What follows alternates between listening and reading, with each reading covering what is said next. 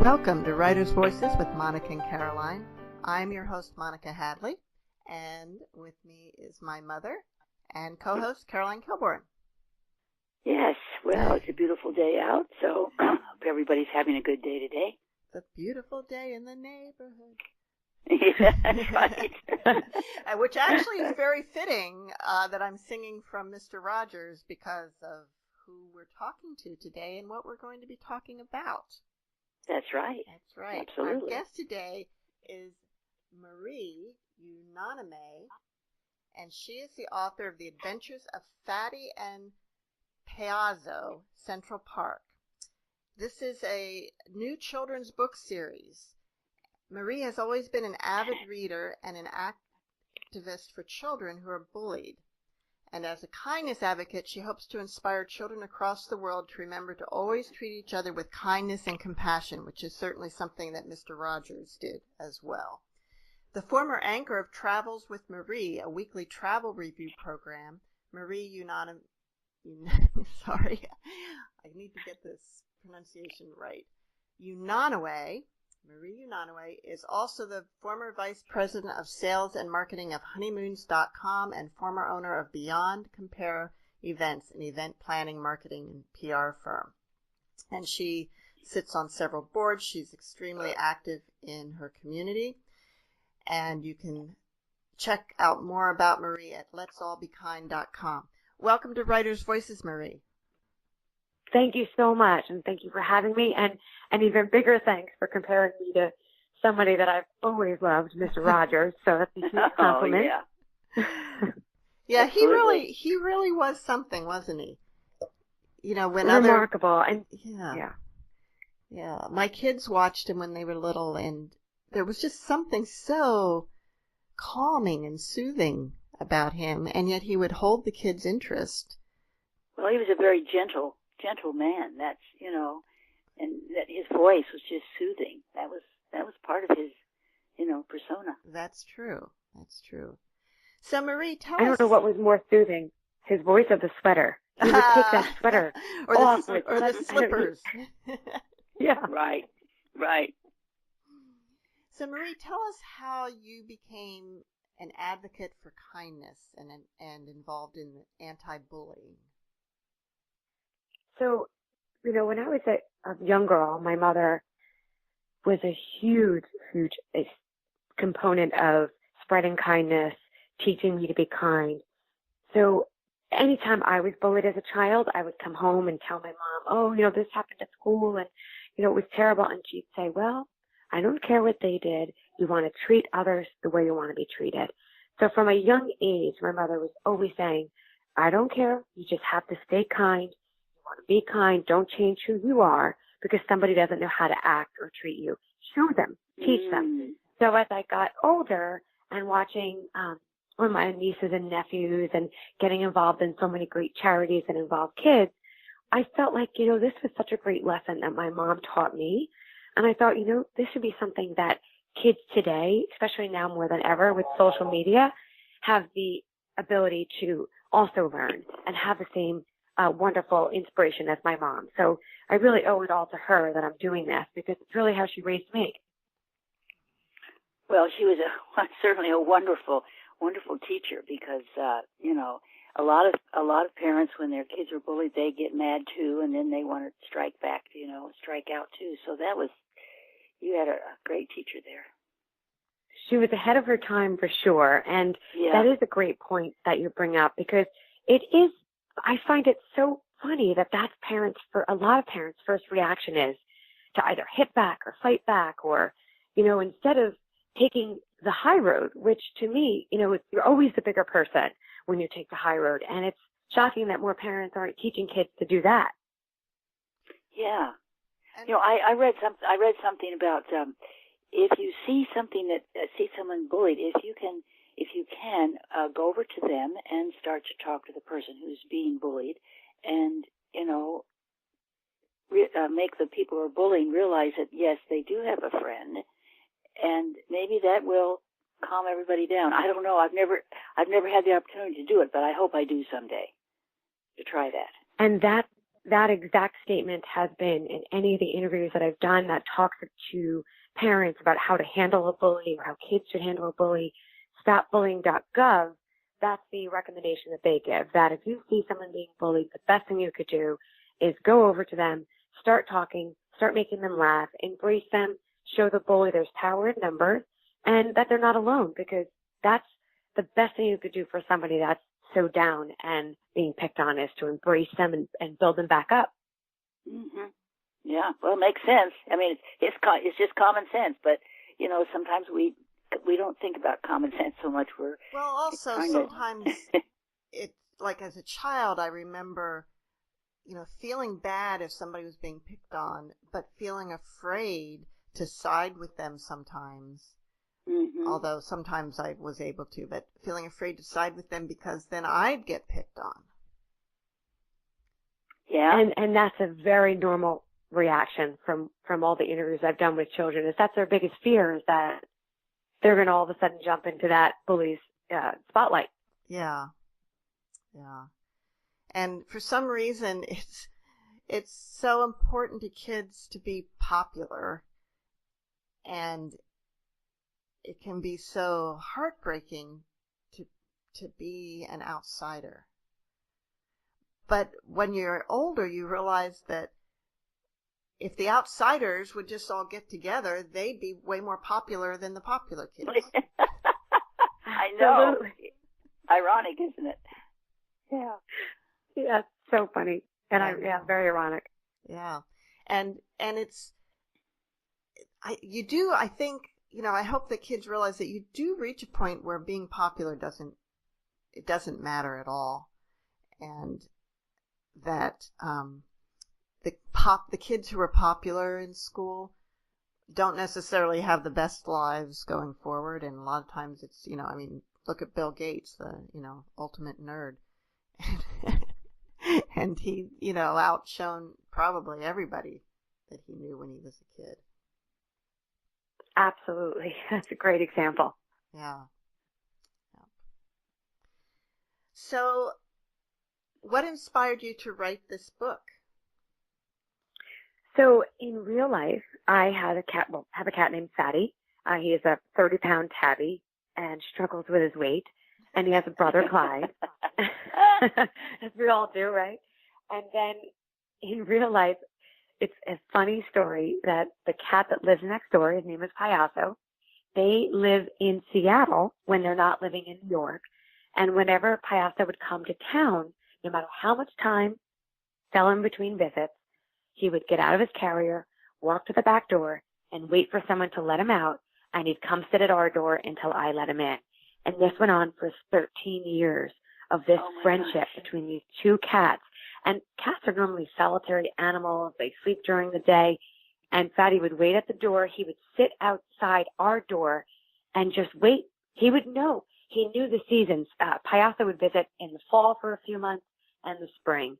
And every September, Phatty would start sitting in the hall waiting for his friend to return. And they were inseparable for the entire time they were in town.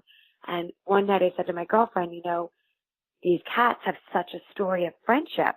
It's remarkable because here Phatty was this overweight tabby who, was a shelter rescue and definitely not exotic at all. And here Payaso was this purebred who walks with such, he just enters a room with such confidence, and he's well groomed and he's exotic.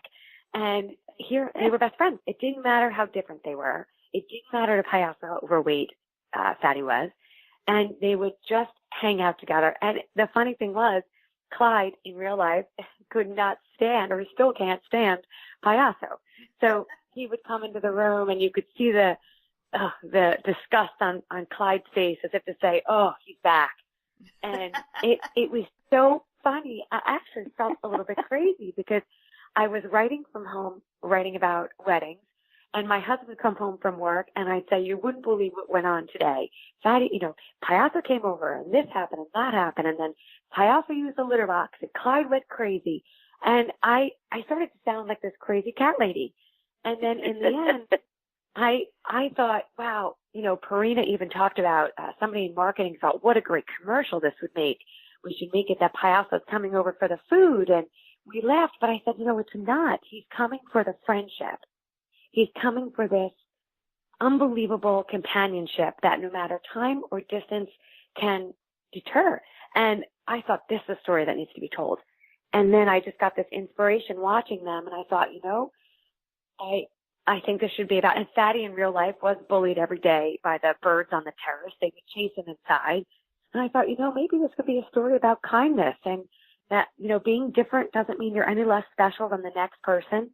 And that being different doesn't mean you can't have a best friend.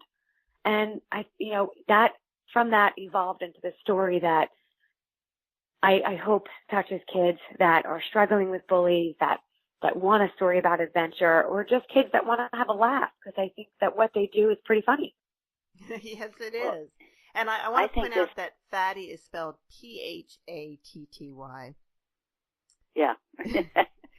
I want to say, I think this is a book that should be read by parents with children. Read it to them or with them. I mean, it's just one of those books that is so much to learn from, and it could be a real treasure for the parents and the children both. Thank you so much. That means so much. And I have to tell you that putting myself out there to write the book was very hard for me. But the best feeling I've had, second to, meeting some of the kids and having them tell me, was having the parents say, Marie, I opened up, I read the first chapter with my son, we left, we loved it. They went to bed and I finished the book. And it was so cute that the parents were like, I had to see what happened. I loved it. I read it every night for, so it was so great that I could capture and give the parents something that they enjoyed as well. And it just made me feel fantastic. I have to tell you, it just was such a confidence builder, because I had no idea what that writing and putting yourself out there to read these thoughts would be so hard. I mean, like I said, I felt a little bit crazy. I was making my cats essentially have a voice and talking. Does it get crazier than that? and they could, and the dog could understand the cats, and the birds could understand the cats. Yeah, right. Exactly. Now, do you also have a dog, or was that something you added in? Stanley is as real as they come, and my husband and I, we have 16 nieces and nephews that we love dearly, and Stanley is our child, our fur child, and he is as adored as they come. And he is the same personality that he is in the book, and he works at hospitals and sits with children, and he's just such a gift from God, because he brings such joy to anyone that meets him. He's so friendly and funny. So he had to be, and he's a little bit mad that he's not on the cover. So that's, my husband always jokes and says, the next book has to be Stanley, The Adventures of Phatty Payaso. Absolutely, yeah. Okay, I want to ask you about the illustrations, because they are interesting and different than any I've ever seen. Who did those? So it was done by a man named Edgardo Miranda Rodriguez, and I'm so proud of Edgardo, because he just came up with his own superhero. He works at Marvel and then went on his own. And right before Hurricane Maria, he had come up with a superhero called La Borinqueña, and it's a superhero that cares about the environment, and it is a female superhero that happens to be Puerto Rican. And it is doing so fantastic. And I'm so proud of him, because the message is fantastic. And it's just been a joy to work with him. And he's just so gifted. The fact that I was able to give him pictures of the animals, and he was able to, Payaso, Phatty, and Clyde, they look identical to the photos. And even Racky the raccoon, that was a fictional character. And he somehow was able to capture such a sweetness in this raccoon. I got so tickled. How did you find your illustrator? I was really lucky by, a lot of friends in television and media, and I started asking around, and he was referred to me by someone that had worked with him before at one of the major networks. So I was excited. I was also excited since the main character of the book is Hispanic. Payaso is the Hispanic character, and I really felt that it was important to the book to have an Hispanic illustrator, because I really think to have anything in the Hispanic community is just wonderful. You're listening to Writer's Voices with Monica and Caroline, and our guest today is Marie Unanue, author of The Adventures of Phatty and Payaso, Central Park. So, Marie... go ahead, Mom. Oh, I was going to say, the interesting thing is that they can all, that the cats, of course, can understand each other, but the dog can understand the cats, and Max can understand them, and the raccoon can understand them, and the turtle can understand the cat. I mean, it's just, and you suppose that's really true? I mean, it could be, could be. It could be. I always wonder, and I have found that I've had a lot of interaction with children that are on the spectrum, and unfortunately children that have trouble communicating, they find very, very different ways to express their emotions. And I just thought, wow, when you see an autistic child with a pet, the pet is so soothing to them. It's like the pet and the dog or the cat understands. And I just really wanted to have that connection. And that's why I decided to go with somebody on the spectrum for Max. So it is a little bit of fantasy there that they're all talking, but I thought, it's a children's book. Let's just go a little bit crazy and have everybody think out of the comfort zone. And, when I came up with the story, it didn't dawn on me till after publishing that my last name is so hard as it is. And my maiden name was O'Mara, which was way easier than Unanue. And then I chose, Phatty has such a different spelling of the name, and then Payaso. So I'm hitting people with an impossible last name, impossible character names. It'll be a miracle if anybody finds the book. Oh, I don't think it'll be too hard. Let's talk a little bit about Max, who's really the only human character in the book that's other than, a few people that we see very briefly or don't see at all, but get like the animals' moms. By the way, they talk about their moms a lot more than their dads. I know. You could tell I wrote the book. So yeah, they're like my babies. I couldn't help it. And I didn't realize it till after that I really did make it all about them talking about me. I did feel a little bit bad, but I guess it was unconscious. I didn't realize it. Anyway, Max, as you said, is a young boy who is bullied himself. He's on the spectrum, the autistic spectrum. Is there someone in, like a particular child that you patterned Max after? So I did not. I had spoken with several experts on autism, people that work with children every day that have autism, and also parents of children that have autism, because I wanted the character to feel realistic. I wanted to make sure that what I was describing was definitely correct and, a pattern that children could identify with, because my thoughts were so many children go to school with kids that have disabilities and special needs that, whether they're hearing impaired or physically impaired or vision impaired, there's children in the classroom that have special needs. And I wanted to come up with a character that kids could read and say, wow, I never thought that I, should work harder to include the child that's struggling to fit in, or the child that has special needs to fit in. I never thought that I should invite them to join me on the playground. And I wanted it to be a character that kids could not only relate with, but, learn from, that they could take these skills back to the classroom and make sure that they worked harder to make sure they include anyone who's having a hard time fitting in. Now, one of the things Max gets teased about is his red hair. Do you think kids really tease redheads? I think, and I don't know, let me rephrase that. I know 100% without a doubt they do. And they get called things like ginger, flaming head, fireface. I mean, the teachers that have shared with me what the red-haired children go through at school, and it's unbelievable the things that people say and the creativity of the horrible things that these kids come up with to call somebody with red hair. And if you watch any interview with somebody who has red hair that's famous, and they share what their childhood was like, they've been called ginger for as far back as they can remember. Well, I that was guess I another didn't reason why realize I chose ginger was an insult, or, I thought it was just a description. that. I guess that's how, it's like being called blondie or something.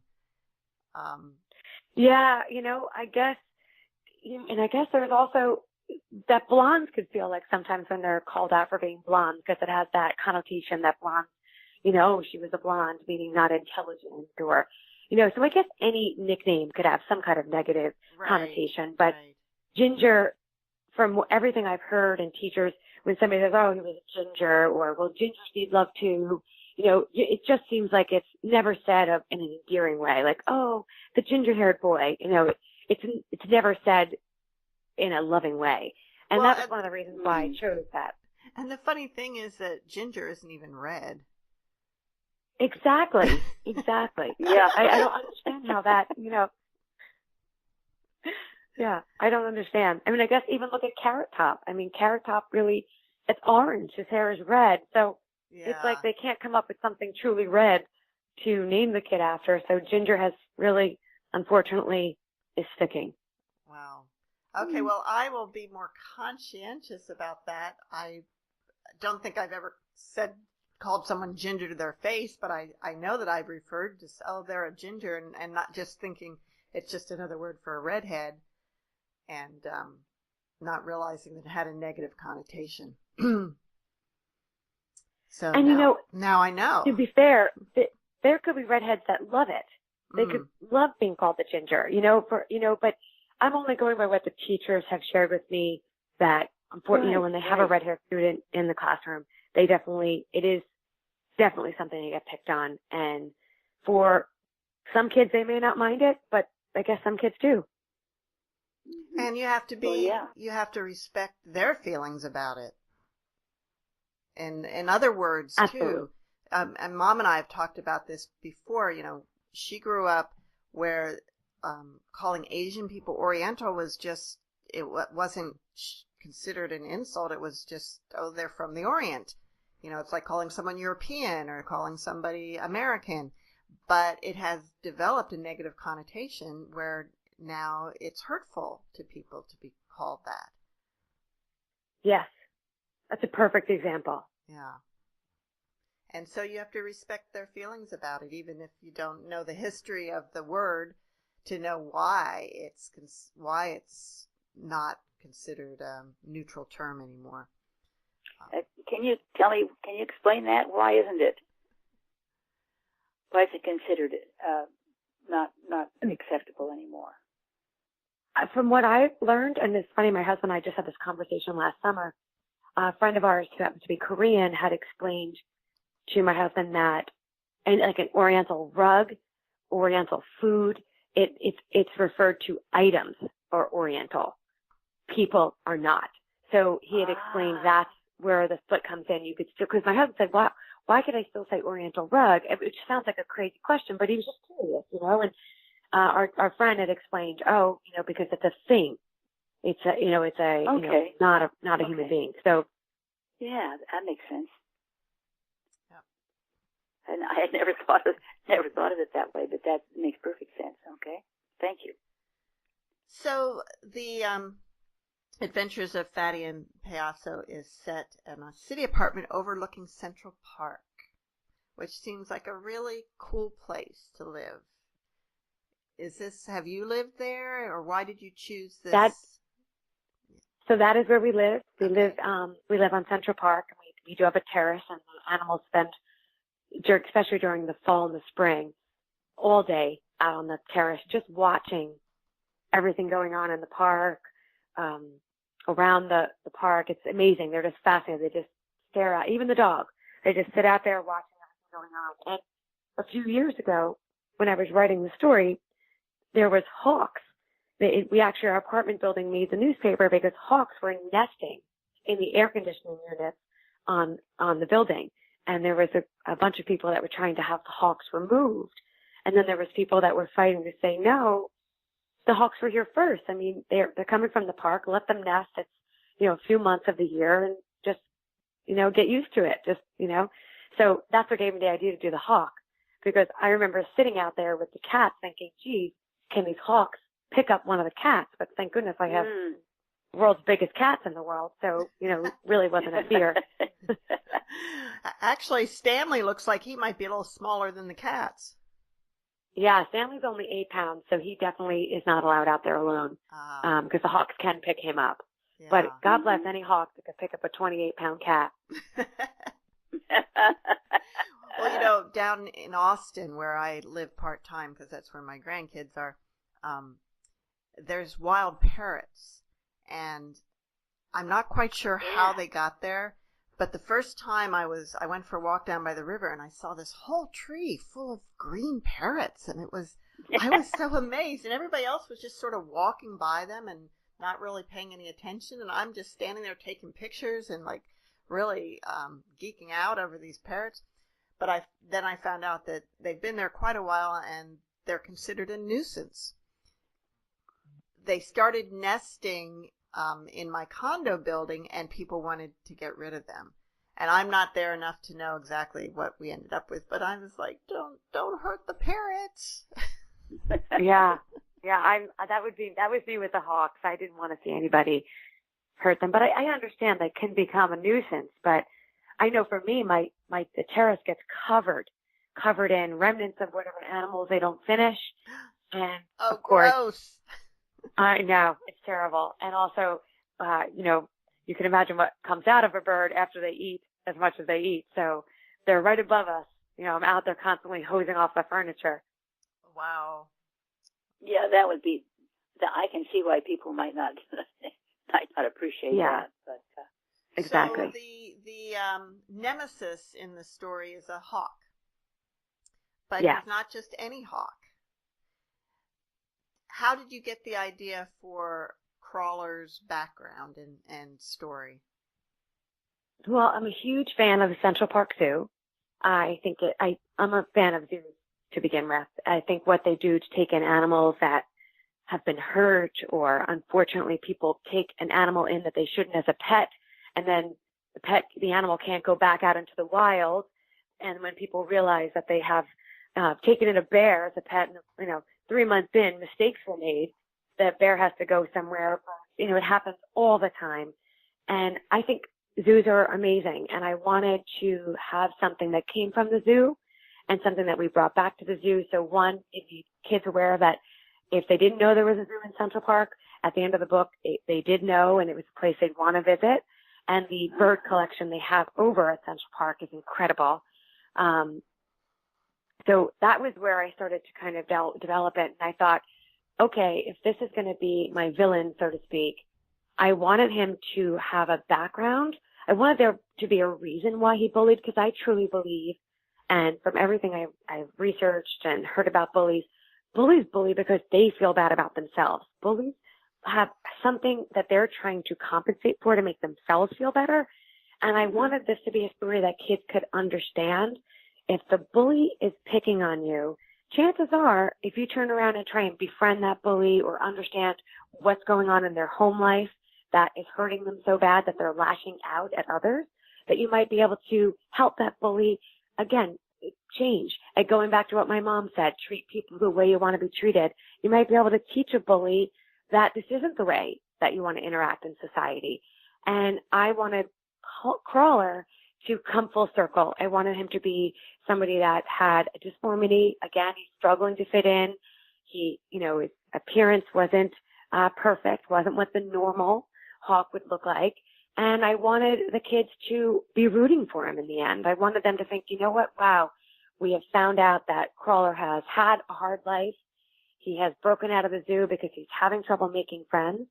And I wanted kids in the end to say, wow, we understand why he was so mean, how sad, and then watch the characters with such amazing qualities like kindness and forgiveness and compassion and empathy to not only forgive him, but to help him and get him back to where he could live a nice life.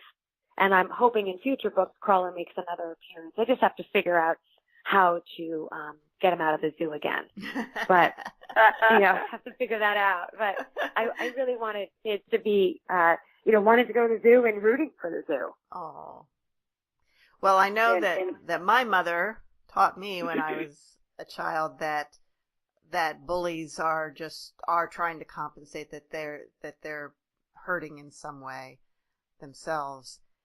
But it can be very difficult when you're being targeted by a bully to figure out a way to turn it around, to befriend them. It's not easy. Oh, absolutely. It's not easy. And I can remember time and time again with my mom, but mom, you don't understand. And she'd say, no, I do understand. It stinks. It's not nice what he's doing. And they come up with this horrible nickname for me. They called me Hooters because at a young age, I have developed faster than the other girls. And, in 4th and 5th grade, it was really hard. And my mother would say things like, well, trust me, in 10 years, those boys are going to be knocking at the door. And, I didn't get it. I didn't get it at the time. It just felt so horrible and so hurtful to have this nickname following me around. And again, she'd come back to treat them the way you want to be treated. Because I said, well, I'm going to come up with a nickname for them. And she'd say, well, is that nice? Do you like, why would you be, so it was kind of a lesson. And I'm really hoping that bullies read this and get an understanding as well. It should be, and I'm really actually hoping be on the reading list of books that have to be read by every elementary student and junior high. Thank you very much. That means so much to me, and I really appreciate it. Do you think that bullies are aware that they are bullies? So that's a great question. And let me just start with, I don't think so, because the scary thing is their parents don't realize that they're the bully. So if you line up 200 parents, I would guarantee everybody will talk about how there's bullies, it's crazy. Not one of them will actually acknowledge that it's their child that is the bully. Yeah. So I don't think the kids know that they're the problem, because I think everybody has their head in the sand at home about it. Right. You're listening to Writers' Voices with Monica and Caroline, and our guest today is Marie Unanue, author of The Adventures of Phatty and Payaso, Central Park. And this is the first in a series of books that are planned. How many do you think you'll write, and how far along are you on the next book? So the next book has been written, and it's called Milagro, and Milagro means miracle in Spanish. So it's very exciting because Milagro is a female cat, so it's exciting for me to be able to bring in not only another character, but a really strong female character. So the book is about girl power and about Milagro kind of showing these other male characters a thing or two. And it's been written, and I'm really excited about it. And hopefully if The Adventures of Phatty and Payaso does well, then we'll go forward with Milagro. Well, why don't you read a little bit from Phatty and Payaso? Sure. I've decided I'm going to read from the first chapter because I feel starting anywhere else could have spoilers. And I was hoping that if people heard the first chapter, they might like it enough that they'll think, wow, we want to see what happens. Right. So, Chapter 1. Phatty was perched with his big belly balanced atop his favorite green chair. His fat, or as he called it, his splendid undercarriage, hung over the sides of the chair like excess dough that had been squished out of a baker's pan. Although it was certainly not the most flattering position for a cat of his size and stature, Phatty felt like a king. Phatty squinted up into the sunlight that warmed his entire body as a cool breeze blew through his whiskers. Breathing deeply, Phatty could smell the spring flowers. The strong odor of gardenias told him that spring was in full bloom in Central Park. Phatty loved to hear all about Central Park, and although he had never experienced it firsthand, he lived for every detail that others had shared with him. Normally, on a beautiful morning like this, Phatty would love nothing more than to watch the action in Central Park, but today he was having trouble just sitting still. On this day, after months of waiting, his best friend Payaso, the cat who lived across the hall for a few months each year, was finally coming back to town. Nothing can ruin my day, thought Phatty. He took a deep breath and purred loudly. Today is going to be fantabulous. Phatty smiled, impressed with himself and his own made-up word. Fantabulous, Phatty thought again, giggling. Wait until I tell Payaso this one. Phatty closed his eyes, still giggling at his own joke. Fatty took in the warm sun as he made a mental note to add this incident to the long list of things to tell Payaso. Crack, crack, crack! A sharp tapping on the window jolted Fatty's eyes open and immediately sent him into self-defense mode. Before Fatty could react, he noticed a large black shadow creeping across the floor and a paralyzing sight that left him stricken with fear. The shadow froze. What's wrong, kitty? You're not giggling anymore. What is it? Cat got your tongue? Fatty looked up. A dark, menacing hawk stood on the terrace and shrieked with enjoyment at his own joke. Fatty squealed. The hawk continued. Poor kitty, what is it? All of a sudden your joke is no longer funny? Too scared to look at the creature any longer, Fatty looked away. Hey, kitty, I'm over here, the hawk called out. Hello. It's rude to not look at someone when he's speaking to you. Don't you have any manners? Come on. Why don't you share that joke with me? Asked the hawk sarcastically. Fatty didn't move or answer. He just quivered in his chubby frame. Tisk, tisk, tisk. Okay, well, suit yourself then. But I do have to tell you, I find it so sad you sitting there all alone laughing at your own joke. So pitiful. Fatty was now standing, but his legs wobbled out from under him as he tried to take a step. Don't move on my account, fat cat, said the hawk.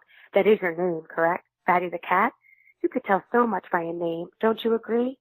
Oh, yes, I know all about names from those loser animals over at the zoo. It's Fatty, spelled with a T-H, not an F, Fatty hollered. His own voice was so loud it not only surprised him, but also the hawk. Fatty took one awkward step, as if testing out his own legs, and then stopped. The hawk cackled and said, Going to hide, are you? Don't hide on my account. I mean, come on. I can get you no matter where you hide, and I do prefer seeing you spread out on the floor like a doormat. Fatty was used to teasing. Small birds of the neighborhood often teamed up and picked on him when he was lounging on the terrace, chasing him inside. But today was different. Today, he was face to face with a big, ferocious hawk, one powerful enough to pick up Fatty and whisk him away. The hawk's talons sparkled in the sunlight and looked as sharp as razors. The hawk shrieked again, making Fatty jump. What's your name, Flyboy? Asked Fatty, trying to muster up some bravado and make a joke. Venturing closer, Fatty took in every inch of the menacing bird. The creature's beak and left talon were a mangled mess, the most hideous-looking features Fatty had ever seen. What could have caused a beak to twist this way or a talon to look like a crushed grape? I'm Crawler, the hawk bellowed. For a second, Fatty's fear melted into pity as he imagined the horrible and painful event that caused Crawler's deformities. Fatty tilted his head with compassion and opened his mouth to ask the bird what had happened. Squawk! Screamed Crawler. The sound was so shrill and so horrendous that Fatty's paws scrambled faster than his mind, and he instinctively clawed himself across the floor to his hiding spot. Crawler sounded enraged now as he blared, Get a good look at me, doughboy, because in the next couple of days you're going to be seeing a whole lot of me. By Wednesday night, I'm coming in for you and your family and your furry little friends. Terror washed over Fatty, leaving him trembling and weak. Not so brave and big now, are you, kitty? The hawk continued. Where's your brother, the puppy dog, to protect you? You don't think this little screen can stop me from getting in, do you? They couldn't keep me locked in at the Central Park Zoo, so what makes you think this thin screen could stop me? Bang, bang, bang, Crawler slammed his beak and talons against the window screen. It sounded louder than the pounding of Fatty's heart. Halfway to his hiding spot, Fatty kicked it into high gear, unable to risk another second out in the open. His paws began to slide across the floor and go out from under him as he crossed across the hardwood floor. With one long, loud, deep breath, and with all the courage he had left, Fatty dove full speed under the couch where he thought he could hide safely. Do you know what I'm going to do when I get you inside your house, Fatty? I think you do, don't you, Fatty? The hawk squawked as he pecked faster and faster. You won't be able to hide from me under the couch. I'm coming for you. I'm going to pick you apart, and when I'm done, I'm going to find your brothers and feed them piece by piece to the other birds. And after that, I will get what I came for, your mother's jewels. Then, in that next instant, the pecking abruptly stopped. A moment of eerie silence followed. Fatty squeezed himself into a tight ball under the couch and held his breath, desperate to hear anything that indicated the hawk's next move. Despite the discomfort of the couch springs digging into his back, he remained frozen in place, listening, straining as hard as he could. He still heard nothing. Maybe the hawk had already broken the screen. Maybe he had already gotten inside. Fatty thought as his tears welled up in his eyes. Then, in a frantic attempt to hear anything, he took another deep breath and held it just as the flap of the couch was lifted. What are you doing now, fat boy? His brother Clyde asked as he stuck his head under the couch, exposing Fatty to sunlight. Oh! Fatty screamed. Clyde was so startled by the scream that he jumped back a foot, knocking off the figurine off the table and sending it crashing loudly to the floor. Eek! Clyde's front paws clapped down over his own mouth out of embarrassment at the shriek that had just escaped his own lips. For the love of catnip, Clyde finally growled from behind his paw. Normally a brave cat, he picked himself up and shook his startled head. What in heaven's name is going on, Fatty? You almost gave me a heart attack. Clyde glared at his clearly frightened brother. Fatty's sweet little eyes were squeezed shut, and he was shaking harder than Clyde had ever seen. Clyde's heart broke just at the sight of him. Fatty, I'm here. Calm down. What has you so upset? Obviously too scared to open his eyes or speak, Fatty mouthed the words silently. Look behind you. The hawk crawler is at the window. Clyde turned around and saw nothing but an open window and a torn screen. Clyde grew angry when he realized that Crawler the hawk was to blame. Fatty, he's gone now. Please come out. No, Fatty mumbled. I promise he's gone, and I won't let him hurt him, Clyde said softly again, trying to keep his temper under control. He said he was going to hurt us, feed us to the birds, and Fatty was crying. He gasped as he said he was coming in to get us and Mom's jewels. Clyde reached in and placed his paw on Fatty. Please come out. I'm looking out the window, and he's definitely gone. Although Fatty and Clyde were brothers, Clyde was built nothing like Fatty. Clyde was tall, robust, broad shoulders, long legs, and an air of confidence. At a solid 24 pounds, he was a mixture of lean muscle and sturdy, solid bones. He was the kind of cat that no bird of any size would ever dare mess with. If there was one thing Clyde wouldn't take, it was someone bullying any of his brothers. Clyde surveyed the terrace and saw no sight of the mischievous flying pest. He could still hear Fatty's loud panting from deep under the sofa as he scanned for sight of the heinous bird. Clyde knew right then and there it would be his mission to ensure that this hawk would not terrorize his brother another second. And that is The Adventures of Phatty and Payaso. And Clyde. Yeah. And Stanley. And Max. Yeah. Yeah. Clyde is a pretty strong character in this. And yes, he is. That's great. And I love how he evolves. I love how he sees Payaso in a different, he starts to understand Payaso a little bit better and understand that as smart and as witty and charming as Payaso is, he has his own insecurities. And I think that one of my favorite parts is when Clyde realizes that he's made a friend and he struggles making friends, and that he's able to have empathy for Payaso, a character that he's his nemesis. Well, he's probably a little bit envious of that friendship between Fatty and Payaso too, don't you think? Absolutely. Yeah. Absolutely. And growing up, I have a sister, and I was always jealous if she had a really good friend. I'd always feel like, well, why isn't she my best friend? I'm her sister. You wrote this book to combat bullying and promote kindness, but are there other character traits in children that you're trying to encourage? Yes. So when I had come up with the idea to write this funny story about the cats, I never imagined that it would turn into what it has. And it only did that because my girlfriend, the Payaso's mother, had said to me, there's a wonderful charity called characterlab.org, and they have researched children for years, and they have come up with the character skills that are missing in today's kids that would be great if you could incorporate these character skills into the characters, show strengths, weaknesses, so that kids could understand and learn from the characters and understand these skills because they're struggling with ways to get kids to understand them. So I studied the skills, and then when I wrote the book, I had decided, okay, Fatty's going to be kindness, loyalty, he's going to have gratitude. Gratitude's one of the skills that kids are lacking today. And then I said, okay, Payaso, he's a leadership. He's going to be curiosity. He's going to be grit. He finishes what he starts. He's on a mission. And then I'm like, Clyde, he's bravery. He's loyalty. He's got all these purpose. He knows what he's going to do. He finish it. He's got drive. So I went through and I assigned the character skills, all of them to the characters, and then I assigned which character skill they'd have a weakness in. And then throughout the story, through action, the characters are realizing, well, curiosity is important. Curiosity is what drives us to learn. Gratitude is what drives us to write that thank you card. Because for me, kids today, I don't know the last time that you received a thank you card, when I was a child, my mother would make me write a thank you card for everything. And I still today love getting a thank you card in the mail, and I send one for everything. So if at the end of this book, kids, learn gratitude, because this is a skill just like zest and grit and social intelligence and purpose that is going to help them in their life. This is something that when they're an adult, when they're interviewing for their first job, that's going to help them stand out from other kids that don't understand it. Because when you finish that first job interview and you send a thank you card, I promise you that interviewer is going to remember you. You're going to stand out. Well, that's for sure. Oh yeah, that's for sure. That's for sure. If you just spell everything right on your resume, you're going to stand out. That's true. That's true. You don't add an LOL.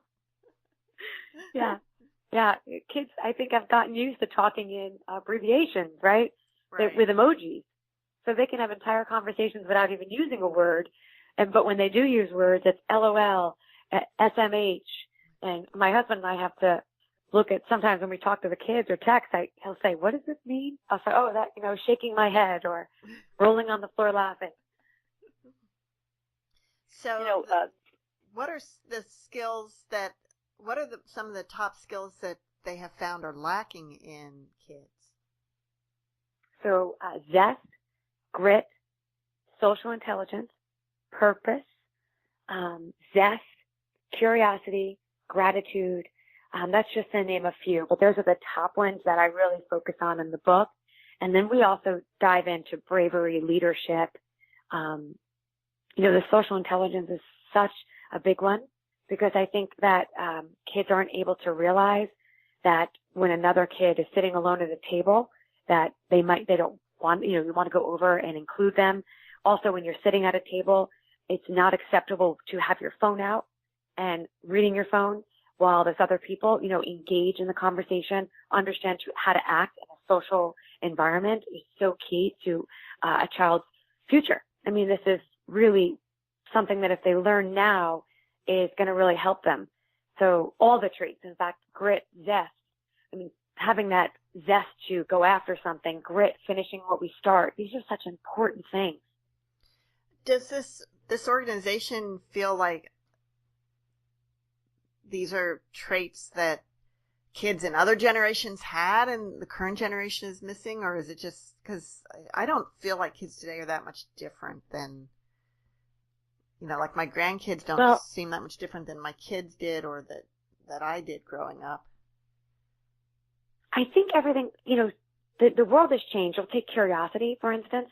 So if you wanted to learn something, for my generation, we had to pick up a book and research it. Curiosity, in 2 seconds, you have the answer.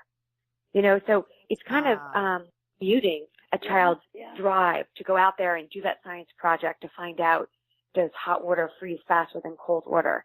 The ability to have everything at our fingertips is kind of stifling kids, their urge to learn and find out for themselves. The social intelligence, back in my day, I didn't have to worry about having my cell phone out at a table and being rude to the people around me. Empathy. Empathy is such a hard skill to teach, because you have to ask a child to be able to learn how to put themselves in the shoes of another child. And this is an emotion that's really hard. And I truly believe that if somebody can teach a child this, and I'm hoping, a lot of the characters in this book do this, you're able to imagine how that person feels sitting alone. Or you're able to imagine if that was you being called a redhead or ginger, if that was you being picked on and called out for something, how would you feel? And when you realize you wouldn't feel good, you might stop before you did it, or laughed along with the person, or didn't go and embrace the person or sit with them. So that's really a huge one. And I don't know if that was any different when I was a kid to now, but it's definitely something that I'm hoping to teach the kids, because I think it's easily one of the most important. And when I was younger, and I think I might speak for all of us, we didn't have social media. So when I got home from school, the bullying stopped. Yeah. Somebody wasn't calling me Hooters on Facebook or Snapchat or Instagram. So I didn't know if I wasn't invited to a party, because I wasn't seeing the pictures all weekend long on my phone. Right. So I didn't realize that was excluded. So I think as the world changes, kids are finding that there's different ways to be hurt than when we were younger. And being home isn't that sanctuary that it used to be, because they're able to reach you in your house. You know, somebody once said to me, being on Facebook, you know, with politics and religion, and there being no restriction of what we discuss, because I grew up with, you didn't talk either of those things with friends or at dinner parties. Facebook is like somebody coming into your home and shouting out whatever their opinion is without any kind of fear or concern of how you feel about it. And it is so true. And, you know, I tend to not turn it on anymore, and it's not picking on Facebook. It's just when I'm at home, I want to be with my family in the moment, only talking about kind things and things that are uplifting and positive. You know, opening up that door, so to speak, to all those emotions, it's got to be hard for a kid. Oh, yeah. And another thing I realize that is very different today than when my kids were little or when I was little is that children have much less free time, much less ability to go out and wander the neighborhood, hang out with other kids, you know, and explore. They don't seem to have the opportunity to explore on their own at all. Absolutely. Yeah, it's our culture, you know. Yeah. Stranger danger. It is. It really is. I wanted to point out something. The intelligent cat, Payaso. Some of the things he says. For instance, he says to Phatty, you need to remember that everyone is born with some unique strength. You need to tell me what your ideas are about the booby traps that they set. And that's just one example of what he says. He says, he tries to draw the other characters out with their strengths. I think that's really, that's really good. He's a very interesting cat. Very interesting cat. He is, and I love that he has his own Kindle, and I love that he's able to read things and look things up, and he knows all these languages. And, you know, if you've met him in person, it makes us laugh so hard. And I think when I first wrote the book and my girlfriend laughed and I laughed and my husband, it's because we knew the characters. And I said, but strangers aren't going to get that. If you saw Payaso, you know he's silently correcting your grammar as you're talking. I mean, it's just, he's looking at you like he is thinking, wow, you're a nitwit. Or, I can't believe you just said that out loud. I mean, it's just his facial expression, really who he is. And when he yells out, you know, my favorite thing is when he yells out just random facts. And it's because to him, he's so proud of how smart he is. And that's his strength. And I think as we find out, he's insecure that when other characters become as intelligent as he is, they won't need him anymore. Right. So, you know, I really, that's his fear, because Phatty is his I think they're really soulmates in a way. And, and in real life, I can't even tell you how adorable it was. And it's just so, I see him, he'll come over and he'll sit on Phatty's bed and just take in his smell, and he just loves him. It's incredible. Oh, gosh. That really is surprising from a cat, you know? Yeah. Yeah, it's crazy. Cats are very interesting creatures. Now, you're using this book as sort of a platform, to build a platform to promote kindness and anti-bullying. Can you describe some of the ways that you're doing that? Sure. So I'm so excited to announce that we're launching the Kindness Challenge. And the Kindness Challenge is when we're asking children to go to the letsallbekind.com website, and they could download a Be a Kindness Advocate sign, and they could pick whatever character they identify with, Phatty or Payaso.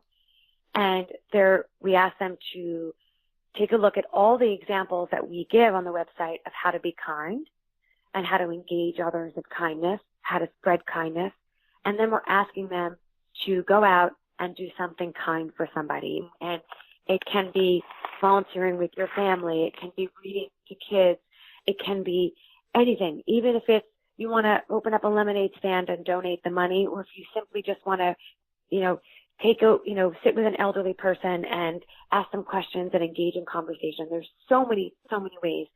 that you could be kind to somebody. And we're asking them to then not only do the act of kindness, but then take a picture with the I'm a Kindness Advocate sign, and then go online and share it on Facebook, Snapchat, Instagram with the hashtag Let's All Be Kind. And at the end, we're hoping to have, I'm hoping Cardinal Dolan, I'm going to ask him if he will go through all the kindness stories and select the kindness story, and we're going to give the kids a prize, and $1,000 to their favorite charity, and some school stuff, and also some fun theme park tickets. So we're really hoping that, we're hoping to engage them to really go out of their way to remember to be kind. And what gave me this idea, Kindness Counts is a charity out of Canada, and they did an experiment where they asked kids to do 3 acts of kindness a day for 30 days. And at the end of 30 days, they had the kids come back and they asked them what they thought. And the kids not only said that they ended up doing more than 3 acts of kindness a day, that when the 30 days was up, they're still doing the 3 acts of kindness a day. They loved it so much that the emotion they got from doing the act of kindness was better than receiving a gift. So, so I was so moved when I read that, and I thought, if kids could turn to social media to be inspiring other kids to do something kind, maybe that'll stop the kids from going to social media to bully or, post things that aren't really, social media worthy. So let's get the kids on social media for something positive. Do you have a press release that listeners can maybe put in their local paper about the Kindness Challenge? We do. We have what's called the Kindness Times, and it's also on the website, and they could download it. And the Kindness Times, it's a funny little newspaper-looking paperwork, and it breaks down all the different ways that, examples of kindness. And I have to tell you a very funny thing that just happened on an interview last week on TV. I had said, engaging kids to go out and be kind, yada, yada, yada, and I used the word stranger. So when my husband and I watched over the video when I got home, he said, you just essentially told kids to go out and embrace strangers. I'm like, I know, it came out wrong. So I want to make sure I'm clear. I'm not asking kids to help the man in the panel van with the puppy. I just want kids to, with their family or with another adult, do something kind, or to another child, go out of their way, and they could download the Kindness Times, and it talks about it. It also talks about if you want to do an example of grit, if you want to do an example of zest, those are great too, and share them. And at the end of a few months, we haven't set the deadline yet, but when we announce it, we are going to pick the best kindness story and share it. And what's the website? letsallbekind.com. All right. Well, that sounds like a fun challenge, and maybe some classrooms can get involved in it. And I hope so. It would be great. I'm going to start touring schools next month, and that is what I'm going to be bringing to every school is the paperwork for them to actually take it home and do it on their own. So they don't even have to download it. I'll leave with everything, and I'm push the kids to get out there and use the hashtag and get them going. And if you remember Flat Stanley, when I was a kid, everybody had Flat Stanley, and they would take them everywhere and take a picture with this paper called Flat Stanley, and it really was fun, and people loved it. So it's similar to Flat Stanley, except you're just out there doing something kind and telling people what you did. Very good. Very good. Well, we're out of time. It was a great pleasure talking to you today, Marie. And, Mom, do you have some final words for us? Oh, yes, I do. Guess what? Mother Teresa of Calcutta said, there are 3 things in life that are important. The first is to be kind. The second is to be kind. And the third is to be kind. Thank you, Marie. Thank you so much. I'm so honored that you had me on today, and I really appreciate it. Well, we loved having you. And see you all next week on Writers' Voices.